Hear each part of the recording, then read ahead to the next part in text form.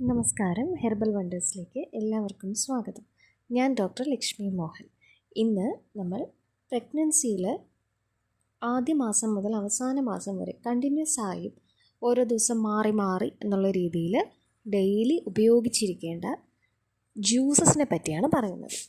ഈ ഒരു 5 ജ്യൂസസ് നിങ്ങൾ ഒന്നിടവിട്ട് ദിവസങ്ങളിൽ മാറി മാറി ഉപയോഗിക്കുകയാണെന്നുണ്ടെങ്കിൽ നിങ്ങൾക്കും വളരുന്ന കുഞ്ഞിനും വളരെയധികം നല്ലതായിരിക്കും. ഈ പ്രഗ്നൻസി കാലഘട്ടത്തിൽ ഏറ്റവും കൂടുതൽ അയൺ, അതുപോലെ മറ്റു വൈറ്റമിൻസ്, ഇത് നമുക്ക് ആവശ്യമുള്ളതുപോലെ തന്നെ വളരുന്ന കുഞ്ഞിനും ആവശ്യമുണ്ട്. കുഞ്ഞിൻ്റെ ബ്രെയിന്, സ്കിന്ന്, ഓർഗൻസ് എല്ലാം ഡെവലപ്പ് ആയിക്കൊണ്ടിരിക്കുകയാണ്.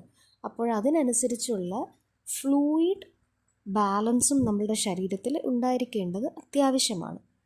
ഒരു പഴം അത് വോൾ ഫ്രൂട്ടായിട്ട് തന്നെ മുഴുവനായി തന്നെ കഴിക്കുന്നതിനേക്കാൾ ഉപരി എന്തുകൊണ്ടാണ് ഞാനിപ്പോൾ ജ്യൂസിനെ കൂടി പ്രൊമോട്ട് ചെയ്യുന്നതെന്ന് വെച്ചാൽ, നമുക്ക് ഫ്ലൂയിഡ് കൂടുതലായിട്ട് വേണം ഈ ഒരു സമയത്ത്.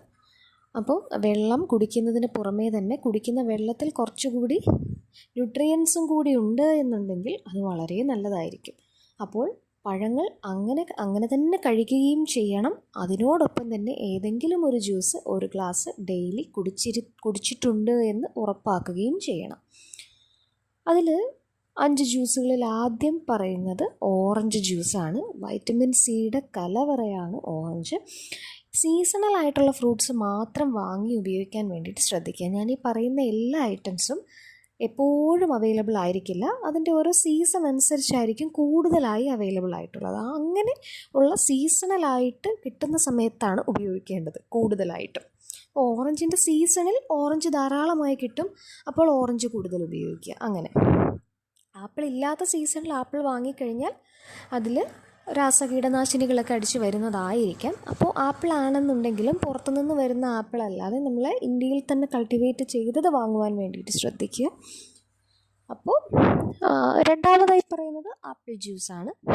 പിന്നെയുള്ളത് ക്യാരറ്റ് ജ്യൂസ്, ബീട്രൂട്ട് ജ്യൂസ്, പിന്നെ എല്ലാവർക്കും ഫെമിലിയറായ ലെമൺ ജ്യൂസ്. അപ്പോൾ ഓരോന്നിൻ്റെയും നമ്മൾ ഗുണങ്ങൾ പറഞ്ഞു കഴിഞ്ഞാൽ ഈ ഒരു വീഡിയോയിൽ തീരില്ല, അത്രയും ഉണ്ട്. അപ്പോൾ ഒരു കാര്യം മാത്രം ശ്രദ്ധിക്കുക, ഒരു ദിവസം ഒരു ഗ്ലാസ് എങ്കിലും കുടിച്ചിരിക്കുക. അത് സീസണൽ ആയിരിക്കാൻ ശ്രദ്ധിക്കുക. അതുപോലെ തന്നെ വളരെ വൃത്തിയായി ശുചിത്വത്തോടു കൂടി എക്സ്ട്രാ ഷുഗർ ചേർക്കാതെ കുടിക്കുവാൻ വേണ്ടിയും കൂടി ശ്രദ്ധിക്കുക. ഇപ്പോൾ നാരങ്ങ വെള്ളമാണ് കുടിക്കുന്നതെന്നുണ്ടെങ്കിൽ ഇന്ദുപ്പിട്ട് കുടിക്കാൻ നോക്കുക. പഞ്ചസാരയ്ക്ക് പകരം തേൻ ഉപയോഗിക്കാൻ നോക്കുക. അപ്പോൾ ഈ ഒരു വീഡിയോ നിങ്ങൾക്ക് ഇഷ്ടമായെന്ന് വിശ്വസിക്കുന്നു. ആദ്യമായി കാണുന്നവർ സബ്സ്ക്രൈബ് ചെയ്യാൻ മറക്കരുത്. എന്നാൽ മാത്രമേ നമുക്ക് ഈ ഒരു വുമൻസ് ഹെൽത്ത് റിലേറ്റഡ് ആയിട്ടുള്ള ധാരാളം വീഡിയോസ് നമ്മളുടെ ചാനലിൽ പോസ്റ്റ് ചെയ്യുന്നുണ്ട്. അപ്പോൾ അത് നിങ്ങൾക്ക് എത്തുവാൻ വേണ്ടിയിട്ട് സബ്സ്ക്രൈബ് ചെയ്യുക.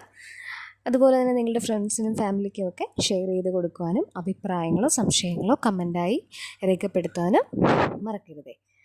വീണ്ടും കാണാം. നന്ദി.